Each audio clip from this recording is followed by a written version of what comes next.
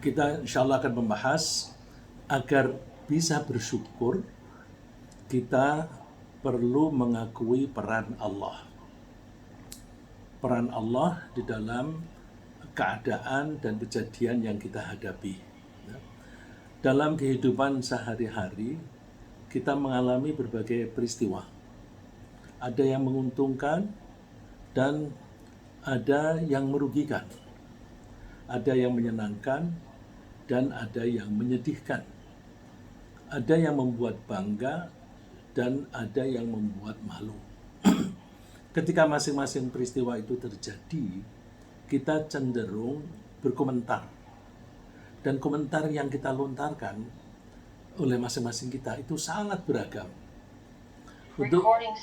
Untuk kesempatan kali ini, saya ingin membatasi pembahasan mengenai komentar-komentar terhadap peristiwa-peristiwa yang menguntungkan, menyenangkan, atau membuat bangga.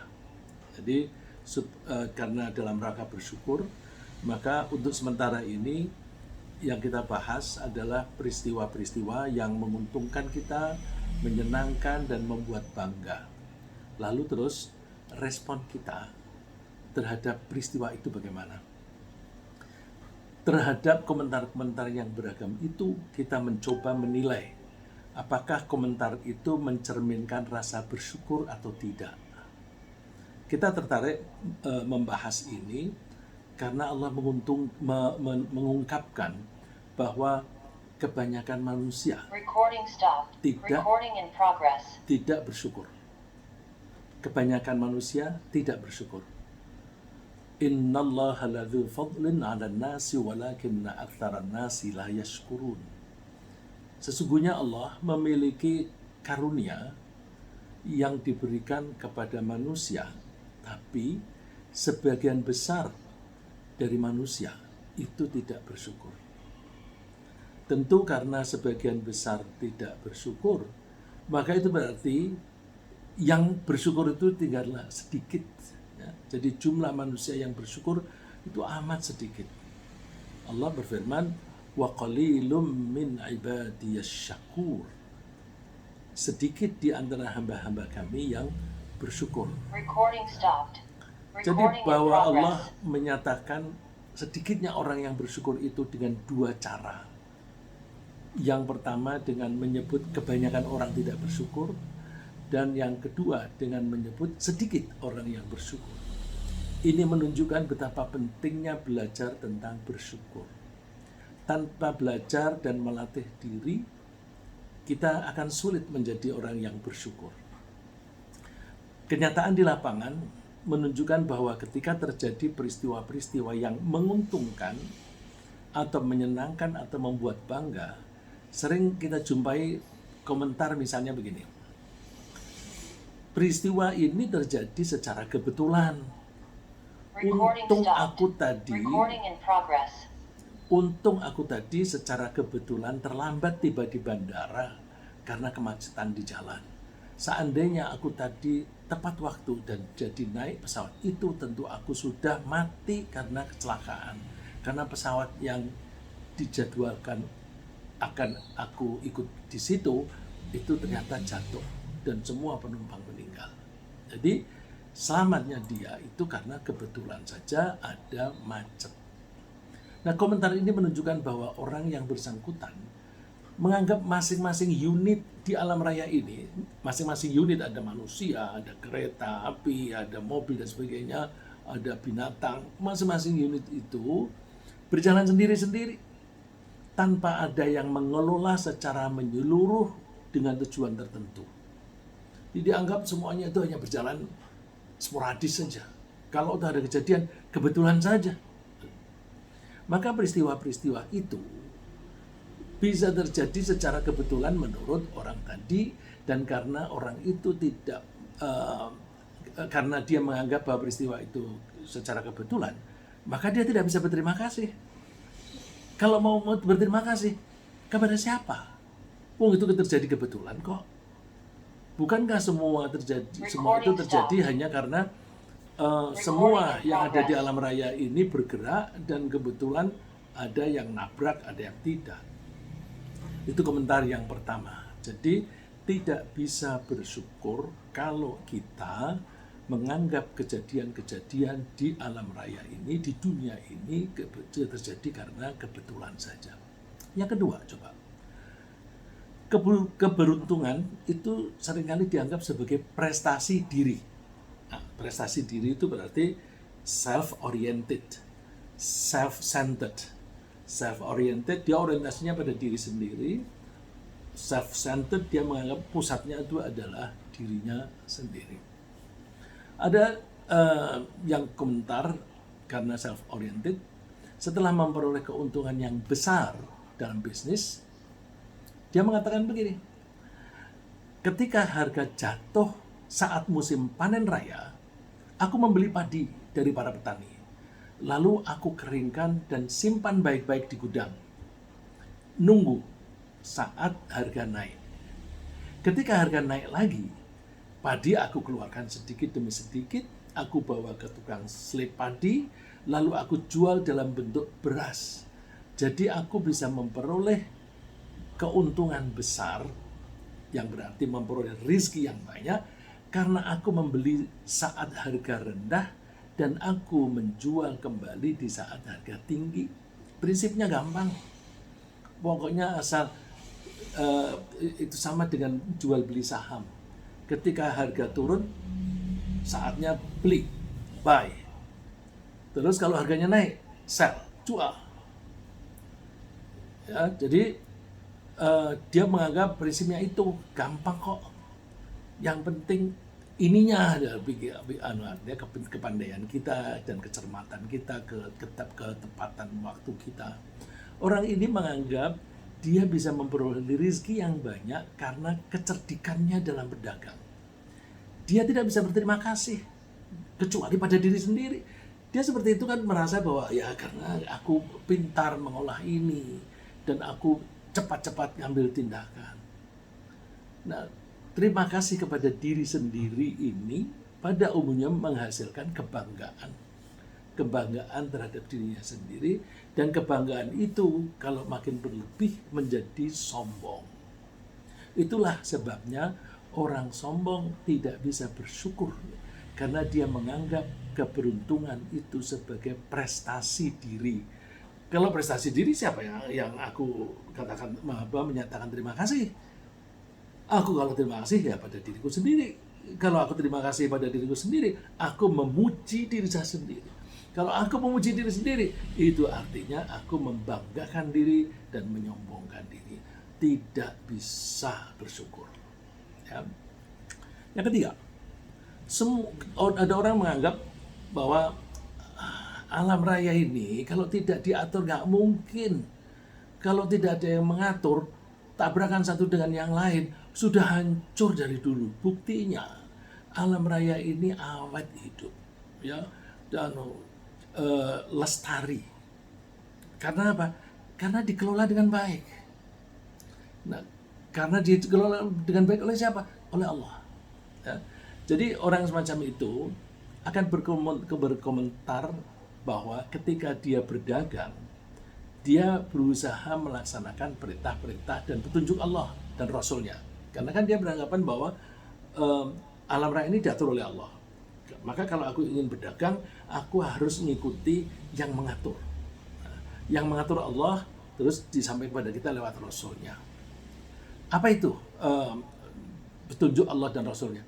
Kita ketika berdagang mesti jujur, mesti menepati janji, mesti rendah hati, mesti suka menolong, dan suka bersedekah. Bahwa kemudian banyak orang yang merasa senang berbelanja dari saya, itu semua yang mengatur Allah. Itu semua di luar jangkauan saya. Kan saya tidak bisa mempengaruhi pikiran dan perasaan orang lain agar dia mau membeli barangku. Itu pikiran dia, aku nggak bisa menyetir pikiran dia.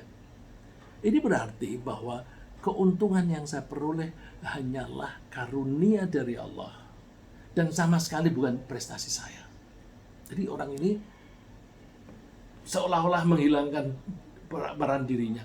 Itu semua yang mengatur Allah. Aku yang penting taat saja kepada Allah. orang ini tidak bisa membanggakan diri. Nggak bisa.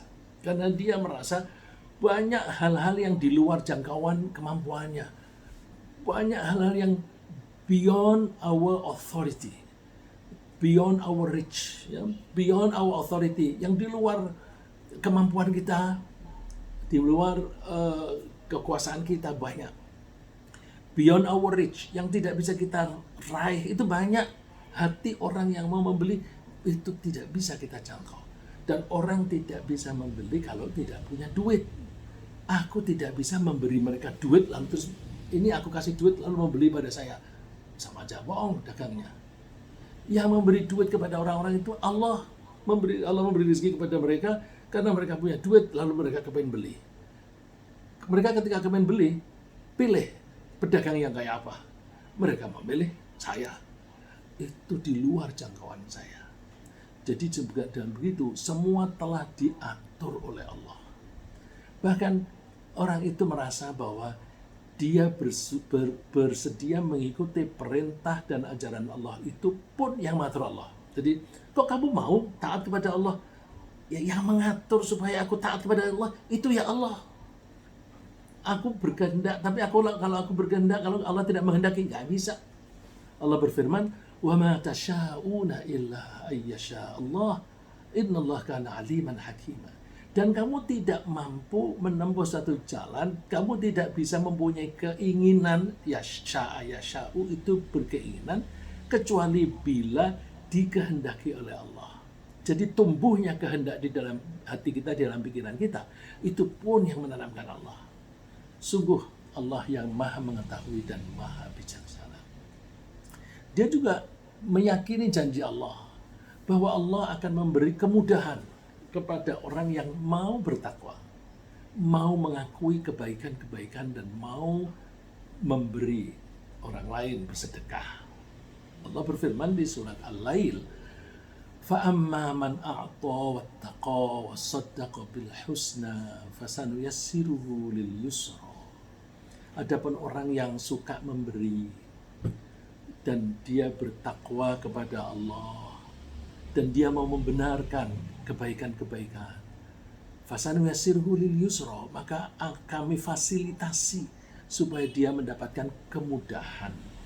Jadi kemudahan yang bisa kita peroleh itu dari Allah. Syaratnya apa? Syaratnya ini tadi, kita mau memberi orang lain, memberi itu termasuk menolong, mau menjaga diri, jangan melanggar peraturan-peraturan, itu namanya bertakwa. Dan mau mengakui kebaikan-kebaikan, karena mengakui berarti dia siap melakukan kebaikan-kebaikan. Dia tidak mau melakukan yang buruk-buruk. Jadi kalau dapat keuntungan, Allah itu yang ngatur. Ada lagi, contoh seseorang itu kalau ada satu kejadian, responnya pilih salah satu dari dua, yang itu saling bertabrakan, ya, saling bertentangan. Contohnya begini, ada satu peristiwa yang menghadapkan seseorang pada dua pilihan antara respon A dan respon B. Saya isyaratkan respon A itu yang kanan, respon B yang kiri. Respon A bisa menyebabkan kesengsaraan di dunia dan bahkan di akhirat. Sedangkan respon B bisa menyebabkan kebahagiaan di dunia dan di akhirat. Misalnya, ada seorang ibu yang makin tua makin lemah di hari tuanya itu, lalu dia merasa, aku tidak bisa hidup sendirian. Anakku semuanya terpencar. Ya, ini ada contoh konkret ya. Contoh konkret tapi tidak persis, tapi ininya kasusnya serupa. Contoh konkret itu dialami oleh salah satu yang insya Allah hadir di majelis kita. Ya. Jadi ibu yang makin lemah, terus dia merasa tidak bisa sendiri, lalu dia memilih salah satu anaknya. Nah, di sini saya umpamakan anaknya itu anak bungsu, yaitu si Fulan yang tinggal di Jakarta. Respon A itu yang tadi, yang kanan tadi, si Fulan merasa beban ekonomi makin berat dengan keberadaan sang ibu di rumahnya. Dia seringkali mengatakan, aku heran deh, mengapa ibu tidak mau tinggal bersama salah satu dari kakak-kakakku yang semuanya kaya. Kakak-kakakku itu kan kaya, rumahnya besar, enak. Kenapa ibuku tidak mau tinggal di sana? Kenapa sih ibu ini tidak mau tinggal bersama salah satu mereka? Ibu maunya tinggal bersama saya.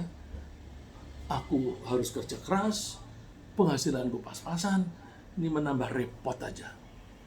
Aku juga heran, mengapa di antara kakak-kakakku tidak ada yang mau ikut andil dalam memikul biaya hidup ibu di rumahku. Bahkan mereka juga tidak menyempatkan menengok ibu yang sudah sangat lemah dan sering sakit. Nah, pada contoh ini, si fulan tidak melihat peran Allah. Sikap ini membuat beban hidup makin terasa berat. Karena keluhan itu tidak mengubah keadaan, tidak meringankan beban. Bahkan dia cenderung menggerutu ketika melayani ibunya yang kadang-kadang buang air di tempat tidur. Jadi dia merasa berat. Yang pekerjaannya memang itu, tapi karena dia tuh mengumpat-ngumpat di dalam hati, itu membebani mentalnya. Itu di dunia. Di akhirat gimana? Dia akan lebih sengsara lagi. Karena setelah memperlakukan ibunya dengan cara yang tidak baik itu, tempatnya di neraka. Bandingkan respon B. Dia mengatakan, terima kasih Allah, Engkau telah memilih ibuku untuk tinggal bersama saya. Bahwa ibu memilih tinggal bersama saya, berarti dia merasa nyaman bersama saya. Mudah-mudahan ini indikasi bahwa beliau merasa ridho terhadapku. Padahal menurut utusanmu Rasulullah SAW, ridho Allah berada pada ridho orang tua. Ridho Allah fi ridhol walidain. Bahwa beliau memilih aku, berarti dia ridho, dia merasa nyaman bersama saya. Terima kasih Allah, Engkau memberi aku kesempatan untuk sedikit membalas budi ibu yang telah melahirkan saya, merawat saya, dan mendidik saya untuk menjadi seorang yang beriman. Jadi dia merasa bahwa aku membalas ibu ini sebanyak apapun itu sedikit dibanding dengan jasa ibuku, terutama jasa mendidik aku menjadi orang yang beriman. Terima kasih Allah, Engkau memberi saya kesempatan untuk memperoleh kunci masuk surga dengan cara memudahkan saya memberi pelayanan terbaik pada ibuku. Memberi pelayanan, memberi kesempatan, memudahkan. Karena apa? Aku tidak usah pergi keluar kota mengurusi ibu. Ibuku yang datang sendiri ke rumahku. Nah, sikap ini menunjukkan bahwa semua yang terjadi tidak lepas dari pengaturan, kendali dari Allah. Dan pelayanan orang tua menurut Rasulullah itu adalah kunci untuk masuk surga. Rasulullah mengatakan, rohima anfu rajul, rohima anfu rajul, rohima anfu rajul. Sungguh rugi, sungguh terhina, sungguh rugi. Sampai 3 kali. Lalu orang-orang pada penasaran, man ya Rasulullah, siapa yang rugi, yang terhina itu? Lalu Rasulullah menjelaskan, man adraka walidayhi indal kibari ahadahuma au kilaihima thumma lam yadkhulul jannah. Rugi sekali orang yang sempat menyaksikan kehidupan dua orang tuanya di masa tua, di masa lemah. Baik salah satu dari keduanya atau dua-duanya. Udah mendapatkan orang tua seperti itu, kemudian kok dia tidak masuk surga. Rugi. Itu kan sepertinya sudah ada kunci. Nih aku kan kasih kunci surga. Mau nggak kamu? Kalau mau, maka beruntung. Ya, maka beruntung teman saya itu sehingga akhirnya ibunya wafat di tempat dia. Tapi ceritanya tidak persis seperti ini ya. Saya bikin cerita yang lain supaya saya tidak salah bahwa itu hanya mirip-mirip aja, tapi secara garis besar sama. Ya. Dari contoh-contoh tadi, kita bisa mengambil pelajaran bahwa agar bisa bersyukur atau berterima kasih kepada Allah, kita harus terlebih dahulu mengenali dan mengakui peran Allah dalam peristiwa. yang menguntungkan atau menyenangkan itu. Ya, memang demikian. Bagaimana kita bisa bersyukur kalau kita tidak menghargai jasa Allah? Dan bagaimana mungkin kita bisa menghargai jasa Allah kalau kita tidak mengetahui dan tidak mengakui peran Allah itu dalam terciptanya peristiwa-peristiwa itu? Oleh karena itu, saya mengajak bapak-bapak dan ibu-ibu dan saudara-saudara sekalian dan juga dari diri saya sendiri dan keluarga saya untuk mengenali dan mengakui peran Allah di berbagai peristiwa yang menguntungkan dan menyenangkan kita. Bahkan tanpa peran Allah tidak mungkin kita bisa hidup. Kita berharap bahwa setiap saat kita menikmati suatu apapun yang menguntungkan dan menyenangkan, kita langsung mengaitkan dengan peran Allah. Ini peran Allah apa? Dan tanpa peran itu, kita tidak mungkin bisa menikmatinya. Sederhana saja, kalau kita makan, di hadapan kita ada satu porsi makanan dihidangkan. Mungkinkah kita bisa makan itu kalau Allah tidak menanam padi?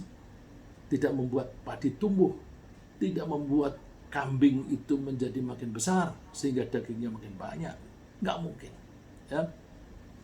Oke, saya untuk mengenai makanan ini, saya gambarkan misalnya begini. Ketika kita lapar sekali, lalu kita makan nasi dengan berbagai sayur yang enak, atau makan buah-buahan yang menyegarkan, karena rasanya yang manis-manis asam, membuat segar. Kita mesti menyadari bahwa tanpa peran Allah yang membuat tanaman bisa tumbuh dan berbuah, tidak mungkin kita bisa menikmatinya. Dan bahkan, tidak mungkin kita bisa hidup tanpa mengonsumsinya. Betapa lemah kita. Kita manusia suka bangga-bangga. Bangga-bangga begitu. Kamu hidupmu aja bergantung pada makanan. Coba tidak makan sampai 3 hari. Kamu nggak bisa apa-apa. Mau menyombongkan apa? Berarti kamu manusia dengan makanan itu, kamu tunduk karena kamu tidak bisa hidup tanpa makanan itu. Kenapa kamu sombong? Ya. Oleh karena itu, keterlaluan kalau kita tidak bersyukur kepada Allah. Allah memberikan peringatan kita tentang tanaman tadi. Afara'aitum ma tahruthun? A'antum tazra'unahu am nahnu az-zari'un? Law nasha'u laja'alnahu hutaman fadhaltum tafakkahun. Coba lihat, kamu lihat gak itu apa yang kamu tanam itu?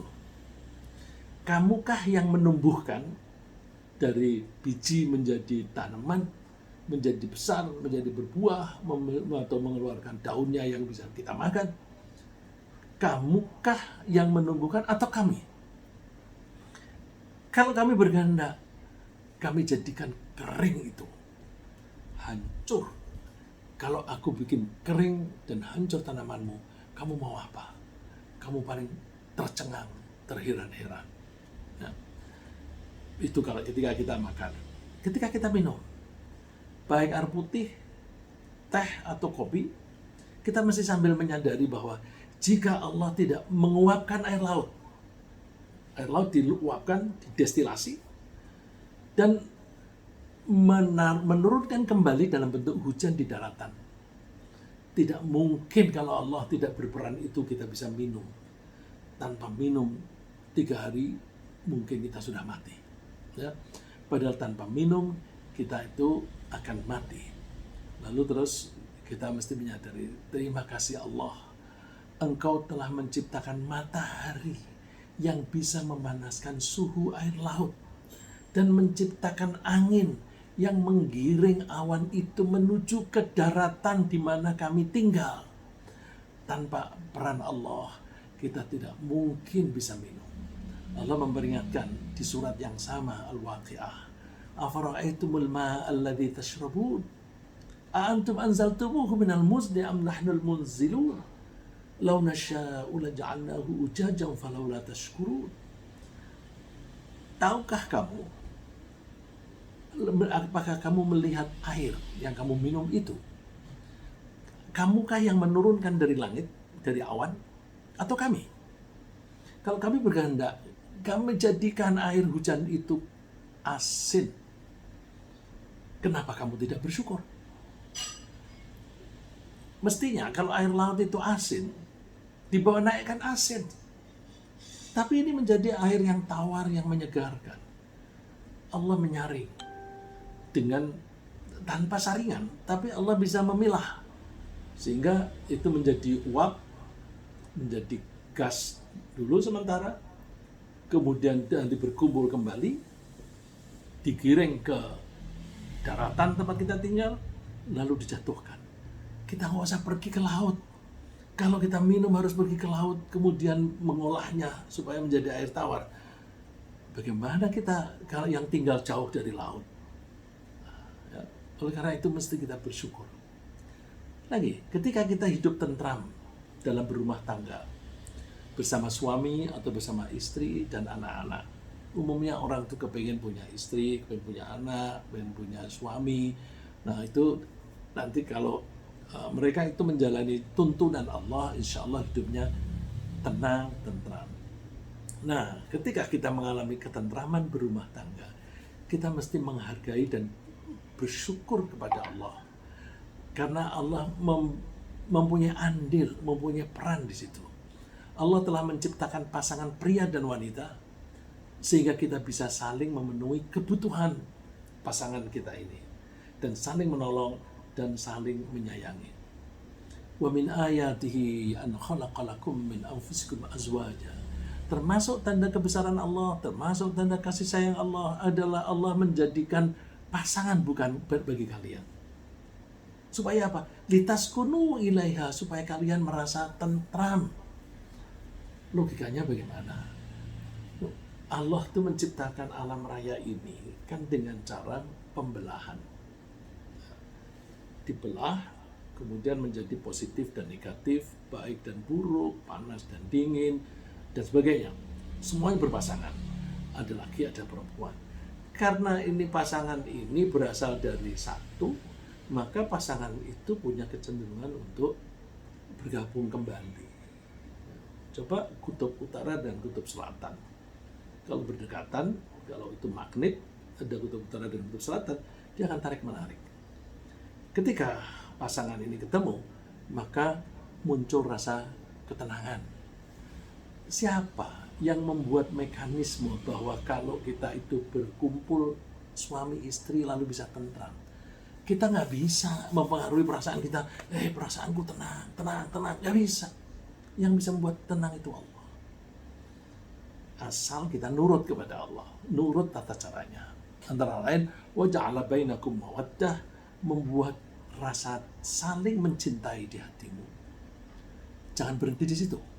Jangan hanya saling mencintai, karena kalau saling mencintai itu masih ada tuntutan resiprokasi, tuntutan reciprocal, timbal balik. Aku memberi kamu, kamu memberi aku apa? Itu cinta. Tapi kita tingkatkan dengan kasih sayang, rahmah. Kalau rahmah, kita cenderungnya memberi tanpa pamrih. Suami memberi istri tanpa pamrih. Istri melayani atau memberi suami tanpa pamrih. Pamrihnya apa? Pamrihnya hanya kepada Allah, tidak kepada pasangan. Nah, kalau kita sudah bisa seperti itu, maka Allah akan menurunkan sakinah, litaskunu ilaiha. Kalau kita masih seperti yang contoh pertama tadi, self-centered, self-oriented, maka sulit kita bisa sampai ke rahmah. Nah, inna fi dzalika laayatil liqaumin yatafakkarun. Dalam hal ini banyak tanda-tanda kebesaran, kasih sayang, kemurahan Allah bagi orang yang mau berpikir. Oleh karena itu kita dirangsang untuk selalu memikirkan ciptaan Allah. Saya lanjutkan. Ketika kita hidup damai, saling menghormat, saling menyayangi, saling tolong-menolong, dan saling mengingatkan, kita mesti menghargai Allah yang telah menurunkan Al-Quran. Apa hubungannya? Allah menurunkan Al-Quran itu sebagai pedoman hidup bahagia. Kalau kamu ingin bahagia, Quran ini pakai. Terus Allah juga mengutus Nabi Muhammad SAW untuk menjelaskan isi Al-Quran itu. Tidak hanya menjelaskan, tapi Rasulullah juga memberi contoh, memberi keteladanan. Ini aku cara hidupnya begini. Tanpa peran Allah, tidak mungkin kita punya pedoman yang bisa membimbing kita. Kita kalau nggak punya pedoman, itu ibaratnya kita kalau berjalan di jalan yang masih asing bagi kita itu cemumuan, apa itu cemumuan itu, tidak tahu arah.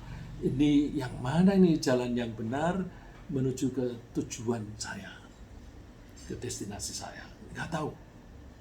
Nah, kalau ingin tahu, pakai pedoman. Nah, kalau bepergian itu pegang peta, atau pakai sekarang ini pakai Waze, pakai Waze atau peta Google. Nah, peta Google itu hanya gambar dan hanya untuk perjalanan.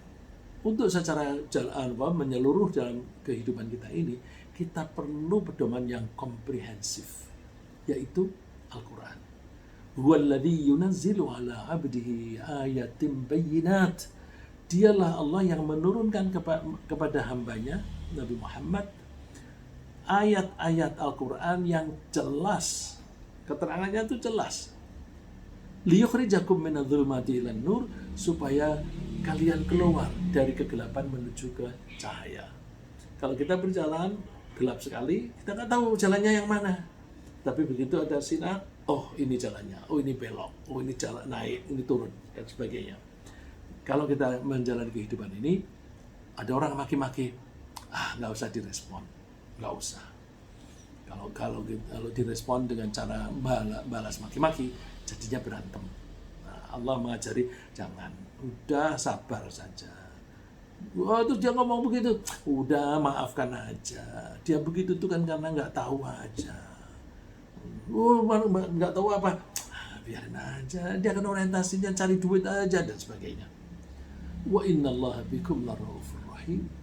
Sesungguhnya Allah itu maha penyantun dan maha penyayang terhadapmu. Ya. Jadi kita selalu menghadapi peristiwa apapun, langsung pasang antena, pasang radar, berkomunikasi dengan Allah. Terus kita tanya, Allah, apa yang engkau kehendaki? Saya akan berusaha merespon kejadian ini sesuai dengan yang engkau kehendaki. Ya. Jadi di atas itu semua yang saya sebutkan tadi, kita mesti bersyukur kepada Allah yang telah memberi kita hidayah, yaitu petunjuk untuk tunduk patuh kepadanya. Bila seseorang memperoleh dan mengikuti hidayah dari Allah, dia pasti taat kepadanya dan tidak mungkin berani melanggar ketentuan-ketentuannya, sehingga dia pasti selamat dan bahagia di dunia maupun di akhirat. Dengan demikian, hidayah adalah kunci untuk segala kebaikan dan sekaligus menjauhkan kita dari segala macam keadaan yang buruk. Besok di akhirat pun juga begitu. Nah, ini ada ayat yang agak panjang, isinya macam-macam termasuk di akhirat. Tapi ada yang bisa kita syukuri, tidak usah menunggu besok di surga. Di sini pun kita syukuri dulu. Wa naza'na ma fi sudurihim min ghillin tajri min tahtihal anhar. Di surga itu segala macam dendam, segala macam iri hati dan sebagainya nggak ada. Semua dihilangkan, disirnakan oleh Allah. Kami cabut. Dan di bawahnya mengalir sungai-sungai dan mereka berkata, wa qalu alhamdulillahilladzi hadana li hadza wa ma kunna linahtadiya law an hadanallah. Kata kunci yang saya kemukakan di sini. Alhamdulillah, segala puji bagi Allah yang telah memberi petunjuk kepada kita ke jalan yang ini, ya, yaitu jalan yang digariskan oleh Al-Quran. Wa ma kunna linahtadiya laula an hadanallah. Tidak mungkin kita bisa mendapatkan petunjuk kalau tidak diberi hidayah oleh Allah. Jadi seperti mirip dengan tadi. Kita tidak bisa punya kehendak kalau tidak dikehendaki oleh Allah. Kita tidak akan bisa mendapatkan petunjuk kalau Allah tidak memberi kita, menanamkan di pikiran dan di perasaan kita. Terus, laqad ja'at rusul rabbina bil haqq. Dulu utusan kami sudah datang dengan hak. Wa nudu an tilkumul jannah. Besok disuruh di akhirat. Tilkumul jannah. Itulah surga. Urithumuha yang kalian diberi. bima kuntum ta'malun, berdasarkan apa yang telah kalian lakukan. Jadi surga itu adalah reward, ya, imbalan terhadap apa yang kita lakukan di dunia. Maka sangat penting kita menjaga perilaku kita sehingga kita layak mewarisi surga. Baik, ringkasannya yang kita bahas pagi ini, bahwa kebanyakan manusia tidak bersyukur karena mereka tidak bisa melihat peran Allah dalam keberuntungan. Yang tak bersyukur menganggap peristiwa terjadi secara kebetulan atau bahkan dianggap peristiwa diri. Agar bisa bersyukur, kita mesti menyadari bahwa keberuntungan apapun tidak mungkin terjadi tanpa diciptakan dan diatur oleh Allah. Hanya Allah yang bisa menciptakan hujan, menumbuhkan tanaman, memberi pengarahan hidup, dan memberi hidayah. Mudah-mudahan Allah menjadikan kita sebagai hamba-hambanya yang pandai bersyukur kepadanya, sehingga kita hidup di dunia ini dengan tentram, damai, tenang, dan besok mudah-mudahan Allah mengizinkan kita untuk masuk ke surganya. Amin. Amin.